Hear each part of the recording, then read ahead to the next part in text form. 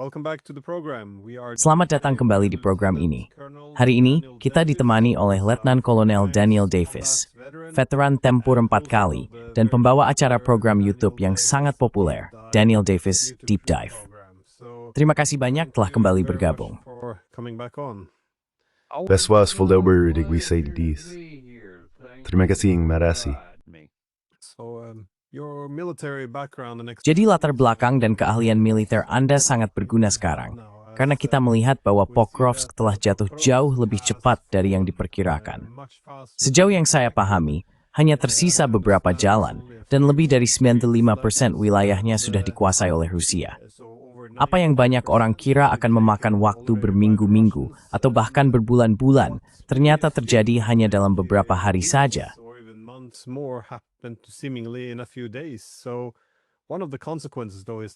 Salah satu konsekuensinya, bagaimanapun, adalah ribuan tentara Ukraina tidak ditarik keluar. Seperti yang terlihat dari rekaman, banyak yang menyerah, sementara yang lain tewas saat mencoba melarikan diri. Beberapa telah mundur ke Mirnograd, yang kini sepenuhnya terkepung. Saya kira, bagaimana hal ini bisa terjadi? Bagaimana kota itu bisa jatuh ke tangan Rusia begitu cepat? Dan mengapa semua pasukan itu masih berada di sana?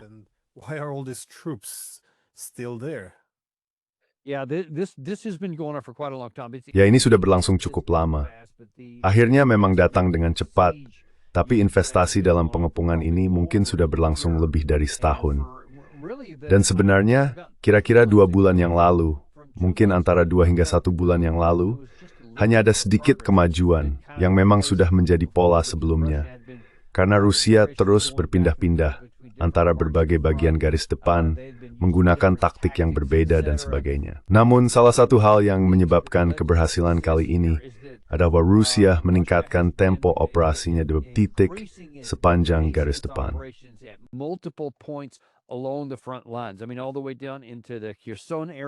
Maksud saya, hingga ke wilayah Kherson, wilayah Zaporizhia, tepat di selatan wilayah Pokrovsk, di utara Konstantinivka, lalu ke wilayah Liman, dan kemudian ke wilayah Kupiansk. Bahkan belakangan ini ada aktivitas tambahan di Oblast Kharkiv juga. Mereka telah meningkatkan operasi di sana. Rusia memiliki cukup banyak personel untuk melakukan semua itu. Jadi mereka telah memperluas operasi di setiap tempat tersebut. Ukraina tidak demikian. Dan saya pikir satu hal yang benar-benar terungkap, dan saya cukup yakin ini memang direncanakan, adalah bahwa pihak Ukraina tidak memiliki pasukan cadangan yang cukup untuk menutup semua celah dan memperkuat wilayah tersebut ketika Rusia dengan jelas menjadikan Pokrovsk sebagai fokus utamanya beberapa bulan yang lalu.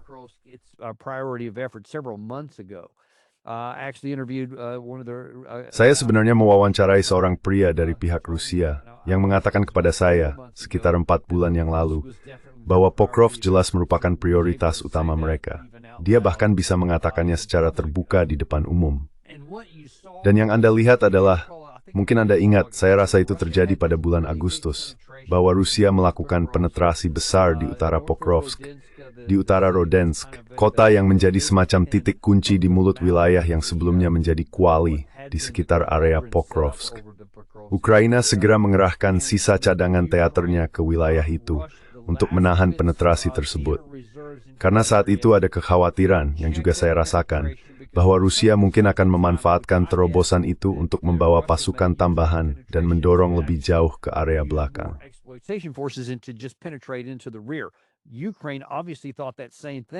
Ukraina jelas berpikir hal yang sama, dan mereka mengirimkan cadangan tingkat teater terakhir mereka, Korps Azov, untuk memeriksa penetrasi itu. Mereka telah berusaha memutus dan mendorong kembali penetrasi tersebut ke posisi semula.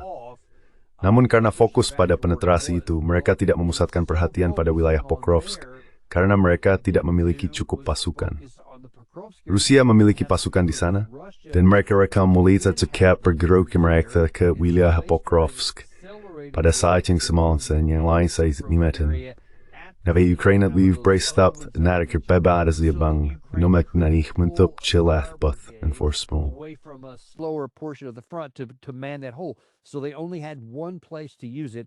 Jadi mereka hanya memiliki satu tempat untuk menggunakannya, yaitu di utara wilayah Pokrovsk, di utara Rodensk. Mereka meraih sedikit keberhasilan taktis di sana, itu benar. tetapi mereka tidak memiliki cukup personel untuk menyelesaikan operasi itu. Dan sekarang terlihat bahwa hal itu terjadi dengan mengorbankan hilangnya Pokrovsk hampir sepenuhnya. Seperti yang Anda sebutkan dari wilayah Rodinska dan sekarang dari selatan Pokrovsk, Metsikiv Crown Dinimstvor, the Multiptresot. Yepsikin di Mirnograd, di Ban Selatan, ada seperti Grudisen Mirnograd, Tay, Morabinartikbong. Rusia helps redot lalas Ford, Israel drones berlanjut. The drone strikes have continued on. I've seen some reports here just earlier today that Saya berusaha embrace beberapa laporan hari ini yang menyatakan bahwa tingkat penggunaan drone benar-benar di luar kendali. Rusia tidak berani menggerakkan banyak personel. Mereka tidak mau menghapiri kaptroting gelombang daging yang mungkin tidak mau menghaftat selani diri, tidak mau berwagith. Sekarang mereka menggunakan pasukan mereka jauh lebih sedikit dan memimpin dengan kekuatan tembak yang jauh lebih besar karena mereka memilikinya, dan hal itu benar-benar menghantam pihak Ukraina. Sekarang karena unit-unit itu terputus, mereka tidak memiliki bala bantuan yang datang. Mereka tidak bisa mendapatkan dukungan medis keluar.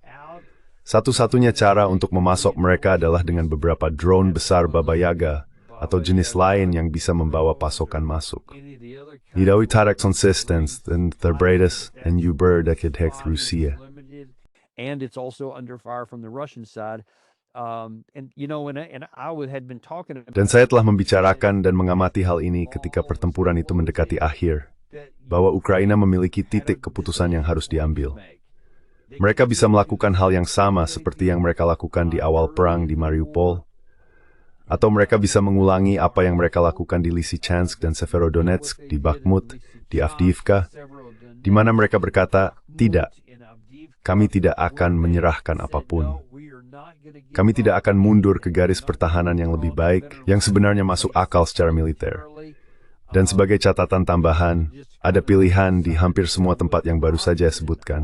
Begitu situasinya menjadi tidak dapat dipertahankan, dan pasukan Rusia telah masuk ke area tertentu, terutama di pinggiran kota. Mereka bisa saja mundur di bawah tembakan menuju posisi pertahanan yang telah disiapkan sebelumnya.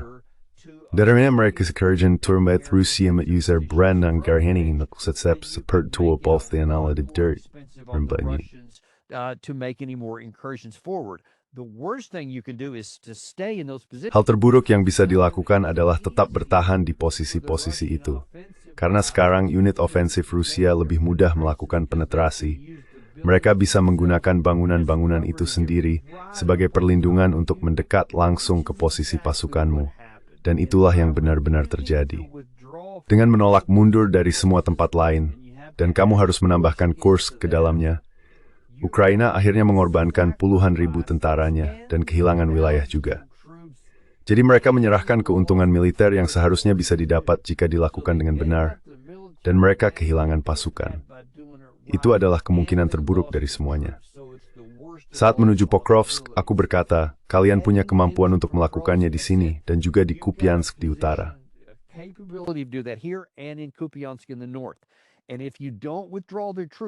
Dan jika mereka tidak menarik pasukan saat masih ada kesempatan, maka mereka akan kehilangan kota dan juga pasukan mereka. Dan sekarang, tampaknya mereka telah kehilangan kesempatan itu. Satu-satunya pilihan yang tersisa adalah mencoba melarikan diri dari Kupiansk, karena sekarang ada lagi jalan keluar bagi pihak Ukraina. Mereka terbunuh dalam jumlah besar bahkan saat mencoba keluar. Dan tidak ada lagi yang bisa dipertahankan. Tidak ada nilai sama sekali untuk bertahan di Mironograd, jika tidak bermater-pesuk hisap mentok dan membawa dukungan medis keluar. Jadi sekali lagi, ini adalah pilihan terburuk dari semuanya. Dan pihak Ukraina benar-benar telah menghancurkan peluangnya sendiri di sini.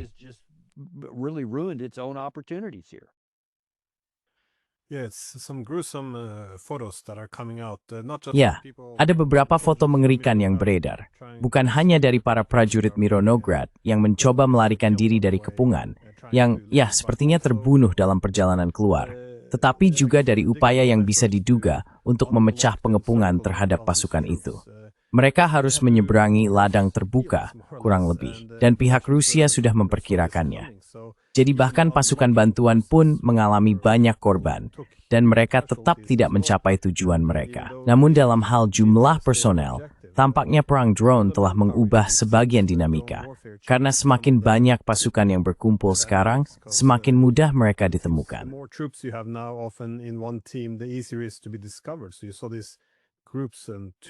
Jadi, Anda melihat kelompok-kelompok kecil berisi 2 atau 3 tentara Rusia menembus berbagai celah dalam pertahanan Ukraina. Dan lagi, semuanya terjadi begitu cepat. Tapi bagaimana Anda memahami beberapa pernyataan yang muncul belakangan ini? Misalnya, Zelensky membuat klaim yang sangat berani bahwa hanya ada sedikit tentara Rusia di Pokrovsk, padahal seluruh kota itu kini telah direbut, dan Ukraina disebut-sebut masih menguasainya. Maksud saya, ini hal yang cukup gila. Nistam pardik unafarting narasingite. Memimham jiswod.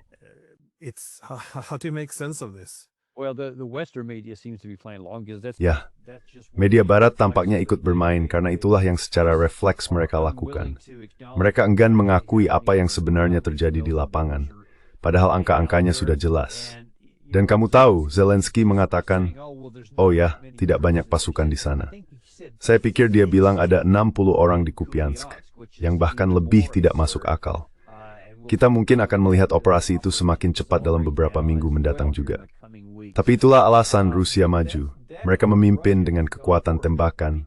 Mereka memimpin dengan drone, dengan bom FAPI, dengan rudal.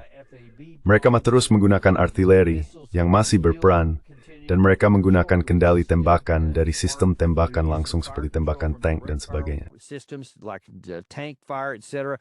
They have all the categories that they need, and so they. Mereka sudah memiliki semua kategori yang mereka butuhkan. Jadi akan bodoh jika memimpin dengan jumlah pasukan besar. Begitulah perang ini berlangsung, dan siapapun yang menggunakan jumlah besar di kedua sisi akan mengalami banyak korban.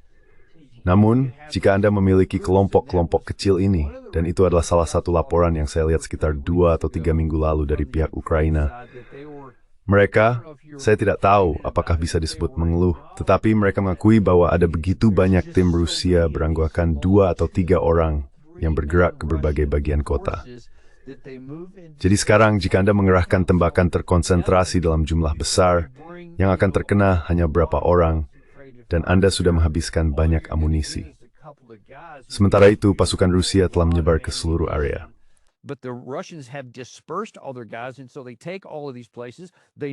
Jadi mereka mengambil alih semua tempat itu.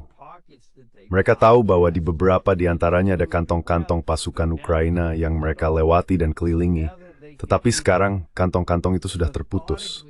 Jadi sekarang mereka bisa masuk dan menghancurkannya secara sistematis. Karena begitu kelompok-kelompok kecil itu berada di sana, mereka bisa mengetahui di mana posisi pihak Ukraina dan mengarahkan serangan artileri. Mereka bisa mengerahkan drone sendiri, atau bom FAP bisa diarahkan tepat ke sasaran oleh kekuatan udara Rusia. Dan kemudian posisi-posisi itu dihancurkan secara sistematis. Jadi tidak masalah berapa jumlah sebenarnya pasukan Rusia. Maksud saya tidak bisa membayangkan jumlahnya benar-benar hanya 250 orang. Tapi bisa saja demikian karena penyebarannya, karena kekuatan pasukan itu jauh lebih besar daripada jumlah sebenarnya.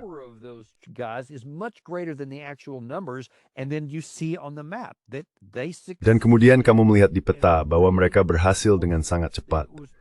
Sebelumnya cukup lambat hingga sekitar sebulan yang lalu, tapi kemudian kecepatannya meningkat sampai titik ini, karena pelemahan akhirnya mulai runtuh dan hancur. Lalu kita melihatnya terus bergulir, dan sekarang seluruh gabungan itu secara fisik sudah terkepung. Kita akan lihat bagaimana tanggapan mereka setelah itu. Tapi itulah yang sebenarnya sedang terjadi.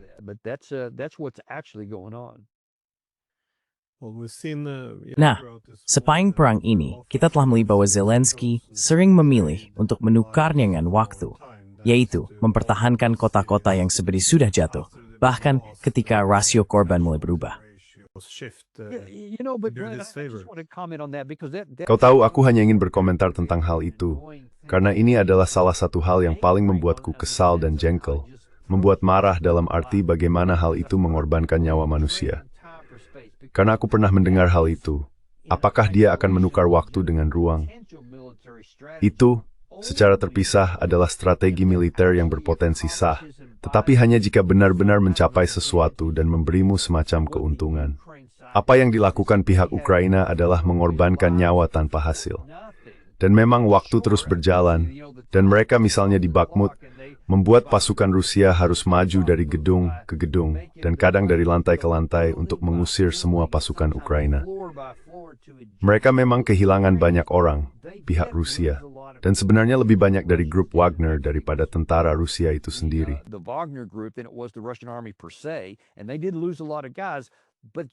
Dan memang mereka kehilangan banyak orang, tapi kamu kehilangan kota itu dan semua pasukanmu.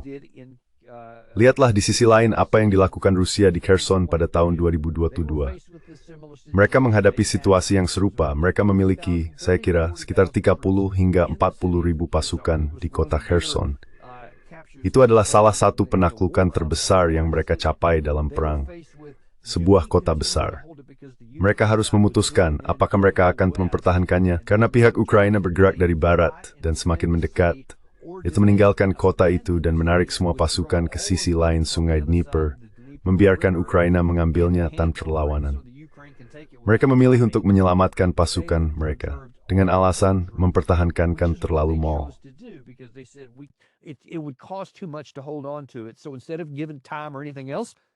Jadi alih-alih mendapatkan waktu atau keuntungan lain, mereka justru meninggalkan kota itu. Mereka meledakkan semua jembatan di atas Sungai Dnipro, sehingga pada dasarnya menghentikan Ukraina. Mereka tidak bisa maju lebih jauh. Namun semua pasukan itu, semua prajurit berpengalaman dan terlatih tempur, selamat. Sekarang mereka bisa digunakan di tempat lain dan membentuk formasi baru dari mereka. Namun di pihak Ukraina, di wilayah Kursk, ketika mereka menghadapi situasi serupa, setelah mereka berhasil melakukan penetrasi pertama pada Agustus tahun lalu dan maju cukup jauh, itu adalah batas kemampuan mereka. Mereka tidak memiliki kekuatan untuk mendorong lebih jauh, dan memang tidak akan pernah bisa melampaui itu. Mereka seharusnya berkata, baiklah, sekarang kita pasmukan kita dan untuk bertempur di lain hari.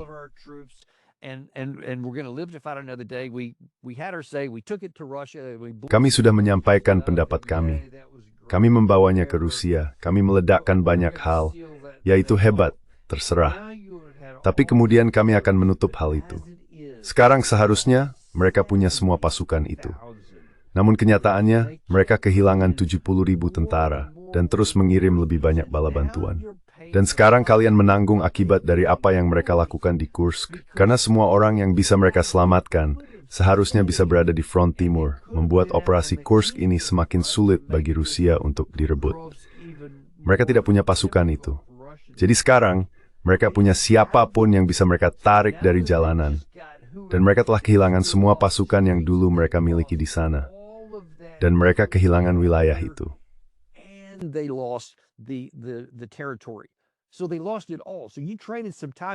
Jadi mereka kehilangan semuanya. Mereka berlatih selama beberapa waktu, 7 bulan. Tapi apa yang mereka dapatkan dari itu? Mereka kehilangan pasukan yang paling terlatih. Dan kamu tidak bisa menggantikan orang-orang yang sudah terlatih. Orang-orang yang sudah bertahun-tahun berada di perang ini, atau bahkan lebih lama dalam beberapa kasus. Mereka sudah tiada. Kamu kehilangan seluruh pengalaman mereka bersama mereka. Sekarang mungkin kamu punya lebih banyak orang yang kamu kenakan seragam, tapi mereka tidak terlatih atau berpengalaman. Dan kamu tidak bisa membangun pengalaman. Itu harus diperoleh hari demi hari. Hanya menempatkan orang lain dalam seragam, mungkin membuat jumlahnya tetap sama. Tapi kemampuan mereka jauh lebih rendah. Dan sekarang kamu mulai melihat hal itu terjadi.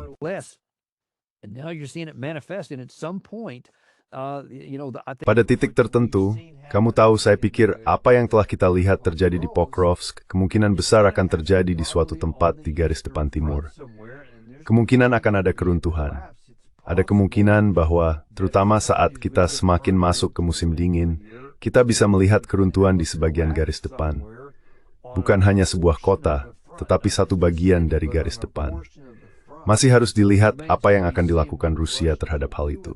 Namun itu adalah risiko besar, karena pihak Ukraina mencoba kedar, negara waktuin ruang, dan yes to lead through toward. Yeah, you mentioned Kursk. This is one of the Anda menyebut Kursk. Ini adalah salah satu hal aneh dalam perang ini.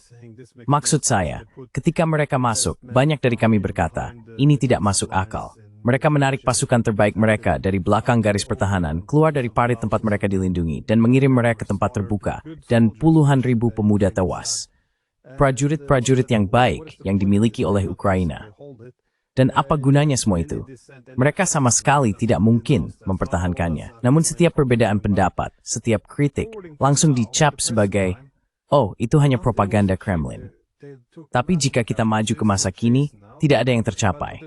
Mereka menderita banyak korban, mereka dipukul mundur, tetapi tidak ada refleksi.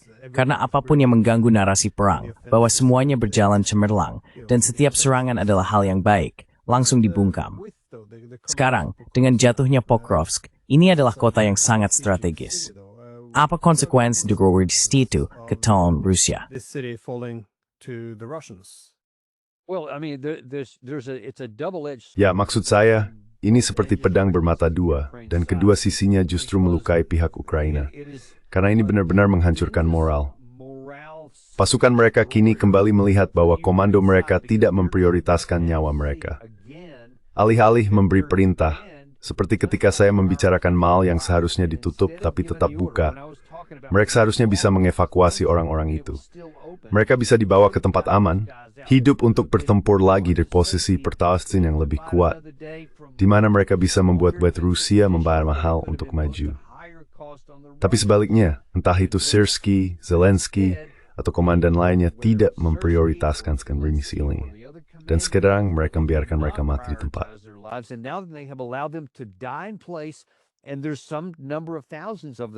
Dan ada ribuan dari mereka yang sepenuhnya berada di belakang garis musuh, kini terkepung, dan mereka akan ditangkap serta dikirim ke kamp tawanan perang atau dibunuh di tempat. Jadi bayangkan jika kamu berada di sana. Misalnya kamu berada di Kupiansk, atau di beberapa daerah lain di sana, atau di Vovchansk, di wilayah Kharkiv, kamu akan berpikir, apa yang akan terjadi jika aku terkepung? Orang-orangku sendiri akan membiarkanku mati di tempat tanpa alasan. Jika aku bisa speak curse orang lain mati sia-sia di Avdiivka, di Bakhmut, di Kursk, di Krinky, di tepi sungai Dnipro sebelum, atau sekarang di Pokrovsk, mengapa aku ingin benar-benar mati tanpa alasan?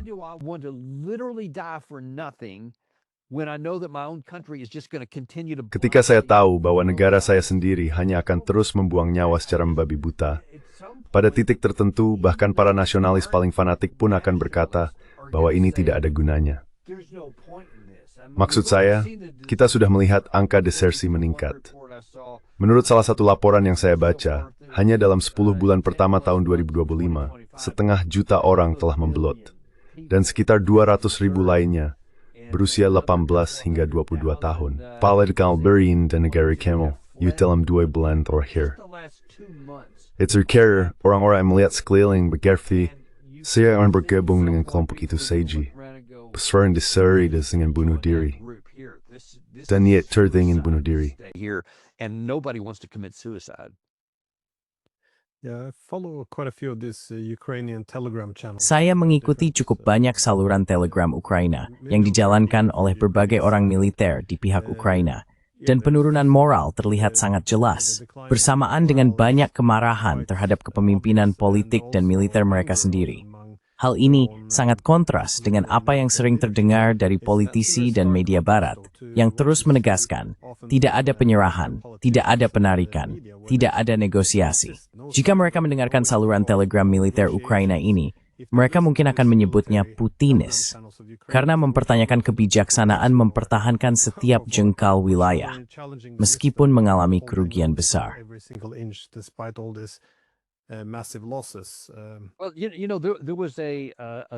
Ya, Anda tahu, ada sebuah pidato yang disampaikan di Universitas Maastricht pada tanggal 3 November, baru beberapa hari yang lalu, oleh Jenderal Ben Hodges. Saya pikir dia mengungkapkan pandangan yang banyak orang setujui. Dia mengkritik Presiden Trump dan mengatakan bahwa Trump memiliki strategi yang salah sejak awal. Dia mengatakan Trump tidak memahami apapun tentang sejarah perang, yang agak aneh karena saya tidak tahu sejarah apa yang dia maksud. Tapi dia menyiratkan bahwa Trump seharusnya bisa saja memerintahkan Putin untuk pergi. Dia mengatakan Trump bahkan tidak menyuruh Rusia untuk meninggalkan Ukraina. Dan sekarang dia meminta Ukraina menyerahkan wilayahnya demi perdamaian. Itu konyol, katanya. Jadi Rusia tidak sedang menang.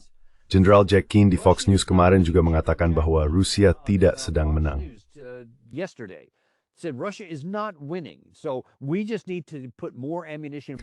Jadi kita hanya perlu menaruh lebih banyak amunisi, lebih banyak senjata, dan sebagainya di sana, tanpa memedulikan semua yang baru saja kita bicarakan di peta, semua pria yang sedang sekarat, dan orang-orang yang meninggalkan pertempuran. Seolah-olah tidak. Terus saja beri mereka lebih banyak peluru untuk masuk dan terus mati. Maksud saya itu sama sekali tidak masuk akal. Terutama mengingat semua kegagalan selama setahun terakhir atau lebih. Mengapa kita ingin berkata, ya, mari terus bantu mereka mati dalam jumlah besar. Kita bisa bayang forward dari Timur Kol. Pihak Rusia malah series pesawat inisi dan mapstas industri yang nyarasta dan disebut koma masterkan Lord. Ilaw na subjected. Kelta, mabato tan euros Rusia pa Lord, karena kita bisa memaksud perhengi. Inong hal itu tinggal sebagai pemikiran elit di Barat. Saya tidak berdan mau gefal dari embracement. Saya gedang sting bevating orang-orang sebagai sekitar terdiri. Why would we keep listening to people like that, to be honest with you? Saya pernah melihat Ben Hodges berkontribusi di berbagai program, dan saya selalu tertegun oleh pikiran bahwa jika itu adalah pasukan kita, para prajurit kita pasti akan mengambil keputusan yang sangat-sangat berbeda. Namun semakin sering mereka mengibarkan bendera Ukraina, semakin terasa tidak jujur, seolah-olah nyawa-nyawa ini hanya untuk dikorbankan. Anda menyebutkan kota-kota lain yang sedang jatuh. Pokrov sudah jatuh. Siversk kini setengah terkepung. Lanbasket sesetse Moses Truthiathan. Kupransk juga terkefoth. Anda bisa membawa Kostiantinivka. Dengan Broward, en swada fotak gothang stinthing, the tigeban tepi man to more than 3 bor. The main frontline where all the defenses are, but together as well, if you look at... Jika Anda melihat tujuan utama Rusia untuk merebut Donetsk, maka dua kota utama Sloviansk dan Kramatorsk, Pokrovsk berada tepat di barat daya, yang memungkinkan mereka untuk bergerak ke utara dan menutupi kota-kota tersebut dari arah barat. Siversk berada di sisi barat, Kupiansk di utara, dan ada Kostiantinivka di selatan. Jika mereka merebut semua kota yang saat ini sedang dimasuki atau dikepung, jika mereka merebut semuanya, maka dua kota besar itu, Sloviansk dan Kramatorsk, bisa terkepung. Saya tidak akan mengatakan itu mudah. Hal itu akan memakan waktu dan tentu saja darah. Namun demikian, apakah Anda melihat hal ini akan meningkat menjadi keruntuhan yang lebih luas di Ukraina? Karena bahkan jika hal ini tidak terlalu strategis, padahal sebenarnya strategis, kehilangan begitu banyak personel membuat pertempuran berikutnya jauh lebih sulit. The next battle so much more difficult. Benar. Dan lihat, itulah sebabnya saya secara khusus menyebutkan bagaimana situasi di Pokrovsk berkembang. Ukraina sudah menggunakan cadangan teater strategis terakhirnya untuk mencoba membuka kembali wilayah di bagian utara, di utara Pokrovsk, tetapi mereka tidak berhasil. Dan karena mereka melakukan itu, mereka tidak memiliki pasukan di wilayah Kherson atau di daerah tepat di selatan Pokrovsk atau di kota itu sendiri. Jadi mereka harus sedih dan memilah, dan mereka kalah di sini. Dan karena kelima kota lain di Dondersveen, Lyman, Siversk, dan Kupiansk juga sedang perebutkan secara persamaan, Ukraina member stuck memiliki cukup tambah serta efektif tapi kimuan.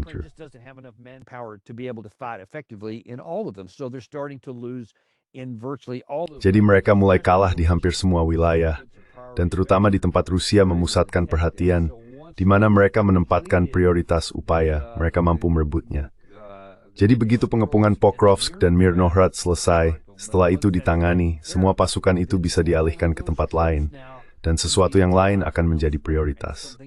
Mungkin Kramatorsk dan Sloviansk, seperti yang baru saja kamu sebutkan. Masalahnya sekarang adalah Ukraina memiliki pasukan yang bahkan lebih sedikit.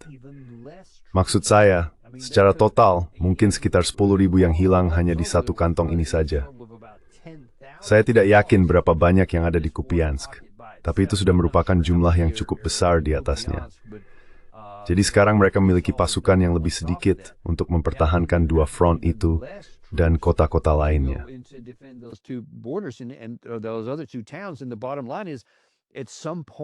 Dan intinya adalah pada titik tertentu ini hanya soal matematika. Pasukanmu akan habis dan kamu tidak akan mampu menutupi garis depan.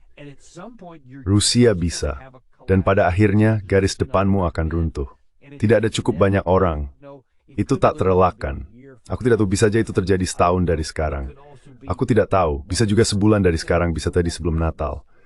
Tapi yang pasti, itu akan terjadi. Dan semakin lama kita berpura-pura bahwa hukum matematika tidak berlaku, bahwa kamu bisa terus mengorbankan orang tanpa henti, dan tidak akan ada titik jenuhnya, itu sama saja dengan melempar dadu tanpa hasil apapun. Karena pada akhirnya hal itu pasti akan terjadi, Glenn.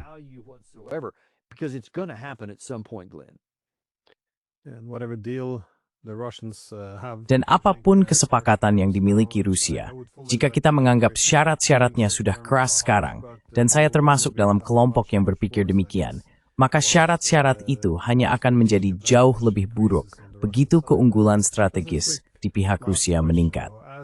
Hanya satu pertanyaan terakhir yang singkat.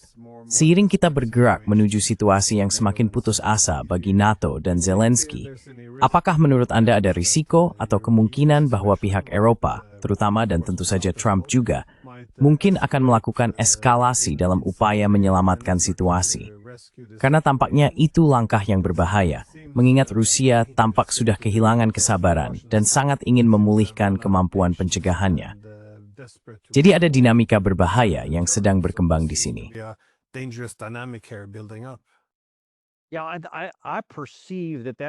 Ya, saya pikir itu salah satu alasan Rusia memilih saat ini untuk menguji rudal Burevestnik, yang mereka klaim sebagai rudal jelajah bertenaga nuklir dengan hulu ledak nuklir.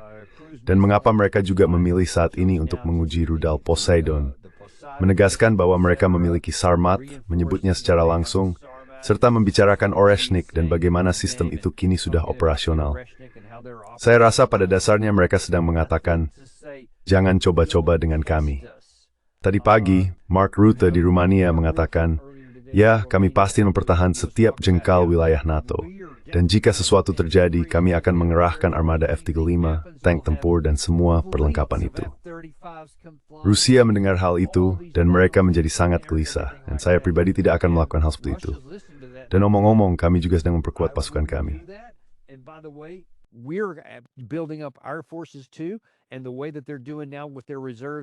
Dan cara mereka melakukannya sekarang, dengan pasukan cadangan, petugas perekrutan, wajib militer, dan sebagainya, mereka telah mengubah seluruh sistem.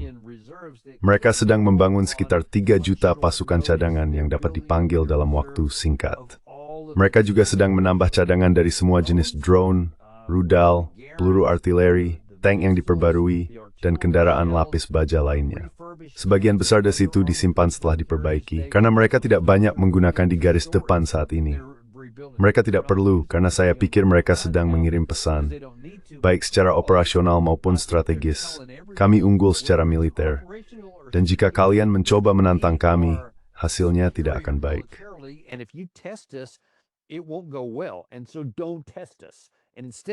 Jadi jangan uji kami. Sebaliknya mari akhiri perang ini dan kembali mencari keamanan bagi semua orang. Rusia masih mengatakan hal itu.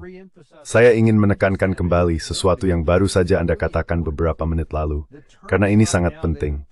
Syarat-syarat untuk penyelesaian melalui negosiasi masih ada di meja, dan saya menyebutnya buruk, syarat-syarat yang buruk. Dari sudut pandang Ukraina, itu mengerikan, tetapi tidak seburuk kehilangan sisa pasukan mereka, dan seluruh wilayah hingga sungai Dnieper, mungkin termasuk Odessa, dan sampai ke Transnistria. Karena saya pikir semua itu juga bisa jatuh.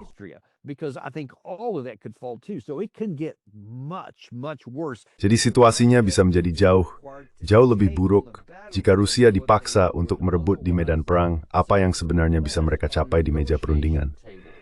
Dan saya pikir Rusia sedang berkata, lihat apa yang kami lakukan, lihat apa yang telah kami capai, dan lihat bagaimana pihak ini mulai runtuh. Jangan memperburuk keadaan, akhiri sekarang. Itulah yang seharusnya kita lakukan. Kita sedang diberi kesempatan emas di sini, dan saya hanya berdoa pada Tuhan agar kita memiliki kebijaksanaan untuk memanfaatkannya. Karena jika tidak, Glenn, kamu akan melihat situasi seperti yang baru saja saya jelaskan. Rusia akan mengambil semua yang mereka inginkan di medan perang, berapapun lama waktunya. Everything that they want on the battlefield, however long it takes. Yeah, I get the impression though that Europeans might be Ya, saya mendapat kesan bahwa orang Eropa mungkin meningkatkan retorika mereka sedikit untuk menutupi fakta bahwa AS sedang mengurangi kehadiran militernya di Eropa Tengah dan Timur. Jadi untuk mengimbangi kemampuan yang berkurang, ada lebih banyak kamu tahu, sikap gagah dan pembicaraan keras tentang hal itu. speaking loud about And that's the opposite of what we should be doing. Dan itu justru kebalikan dari apa yang seharusnya kita lakukan. Kita seharusnya berkata, "Hey, lihat itu. Mari mulai bergerak menuju diplomasi. Sesuatu yang benar-benar dapat menghasilkan hasil positif, menjamin keamananmu, kemakmuranmu, dan keselamatan semua orang, serta menurunkan kemungkinan terjadinya perang."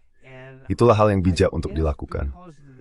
Aku rasa karena pola pikir mereka sudah terjebak dalam hal ini selamanya. Sebenarnya sejak tahun 1992 dan kamu tahu terus berlanjut sampai 2012. Aku rasa mereka hanya memiliki sel-sel otak yang mengeras. Kalau itu memang ada. Dan mereka tidak bisa berpikir dengan cara yang rasional dan melindungi kepentingan mereka sendiri.